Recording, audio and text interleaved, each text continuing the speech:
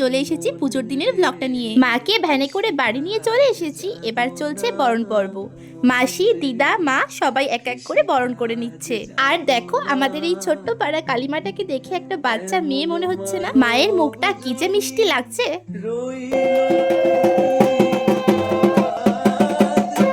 এখন মেশো, ভাই, দাদু সাবধান মতো মাকে কোলে করে নিয়ে যাচ্ছে আসনে বসানোর জন্য।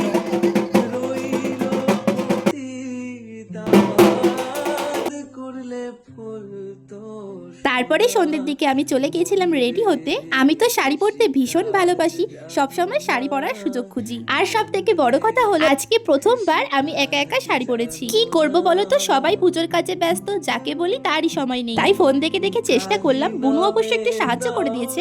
এই ছিল আজকের আমার লুকটা।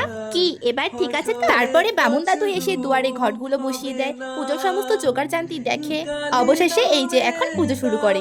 আজকে মায়ের পাশে আমার গোপোষণাকেও বসিয়ে দিয়েছে। এখন পুজো শুরু হয়ে গেছে, আস্তে আস্তে সমস্ত লোকজনও আসছে। এদিকে ভাই কতগুলো বাজি কিনে নিয়ে এসেছে, এগুলো বাইরে নিয়ে এসে সবার হাতে একটা একটা করে বাজি ধরিয়ে দিয়েছে। সমস্ত বাজি ফোড়ানো শেষে তারপরে আমি আবার পুজোর এখানে চলে আসি। পুজো দেখি আর তার সাথে টুকিটাকি হাতে হাতে কিছু কাজ করে দিই। এখন শুরু হয়েছে যজ্ঞ, এরপরে আবার আরতি হবে, তারপরে অঞ্জলি। পুজো শেষ হতে প্রায় 11টা সাড়ে 11টা বেজে গেছে। এতক্ষণ পর আমি একটু সুযোগ পেয়েছি মায়ের সাথে দুটো ছবি তোলার। আমিও 1 প্লেট প্রসাদ ভর্তি করে নিয়ে নিলাম। তারপরে আবার কি সোজা গিয়ে বসে পড়ি খেতে। সারাদিন উপোস করে থাকার পর এই প্রসাদটুকু অমৃত থেকে কিছু কম লাগছে না।